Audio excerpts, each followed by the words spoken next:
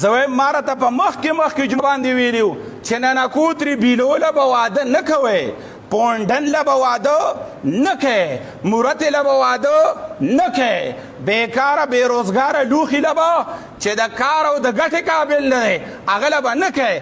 تاسو خفه کېږئ وي یاره د رزق واده الله کړې ده. نو دا چا ویلي دي چې نه ده کړې الله واده؟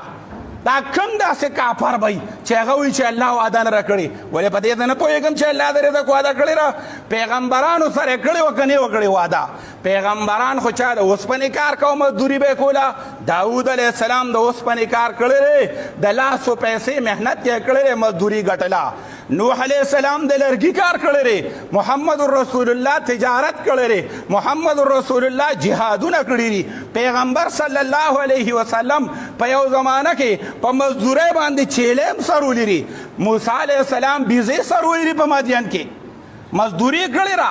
علا ان تأجرني 8 حجج، 8 کاله به وي مزدوري کوي. پیغمبرانو خو چې ته وګورې نو هغې خو مزدورۍ کولې، نو ولې پیغمبرانو سره الله د رزق وعده نه وکړې چې ته وایې چې د رزق وعده یې کړې ده الله پاک؟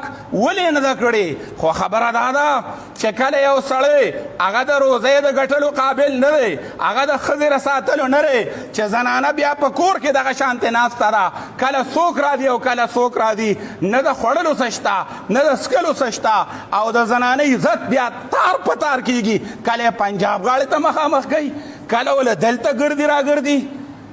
کسان پیدا کوي او خپل د کور د ټیلیفون نمبر، خپل د کور د زنانه د موبایل نمبر هغه دې هلک له او هغه هلک له بیا ورکوي. ولې چې واده یې کړی دی. استاد وایي چې واده مه کوئ.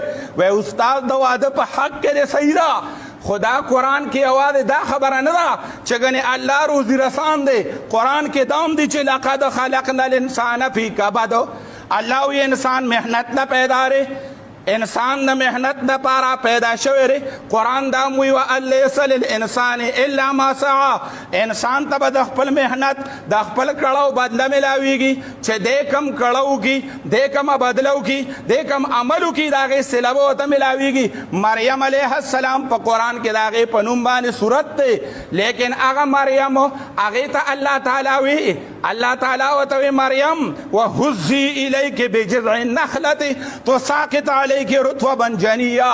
دا کجوره ړکوه ړکوه تا ته به کجورې راغورځېږي. ولې الله ورته بې د ړکولو نه نشو راغورځولی؟ مفسرین دغه دی کې وایي، علما دغه دی کې وایي، محدثین دغه دی کې لیکي چې محنت به کوې، لاس او خپه به ړکې.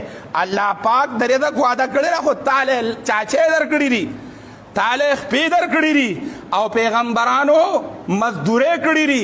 آدم علیه السلام به زمینداري کوله. داسې نشته چې ګنې الله پاک تیار رزق را لیږي او هغه به تا له او ستا زوجې له او ستا بیبي ده دا به راځي کور ته او ښه د مدې ماښام به دواړه کښېنئ او روژه به ماتوئ چې راځه چې دواړه کښېنو رزق اسماني راغلی دی. نه، هغه من او سلواکه کوم یادېږي د بني اسرائیلو، بني اسرائیلو له چې کوم تیار رزق ته یادی، هغه تیار رزق داسې نه و چې ګنې پټرۍ کې مړزان سره کړي راغلي وو او بني اسرائیل به کېناسته او بسم الله اشورو به یې کوله. نه جي نه، ځان په پته پوه که په هغه علاقه باندې الله مرغۍ پیدا کړې ډېرې، مړزانې پیدا کړه ډېر، او مازدیګر او ماښام کې به هغې منډې ترړې والې، مرغۍ به یې رانیولې. مرغۍ نیول په محنت باندې کېږي، په اسانه به نیوې شوې، بیا به یې حلالولې، بیا به یې پاکولې او بیا به یې پخولې او بیا به یې خوړې. دا داسې نه وه. دغه شانتې هغه چې ترنجبین ورته وایي قرآن کې چې راغلی دی من او سلوا، هغه به داسې وه چې د شپې به په دې ونو په دې پاڼو باندې څه معمولي څه خوږ څیز راورېدلی و، هغې پسې به سار ګرځېدې، د ونو نه پاڼو نه به دې هغه راجمع کو راجمع کو. محنت به کوې، کار به کوې، کسب به کوې.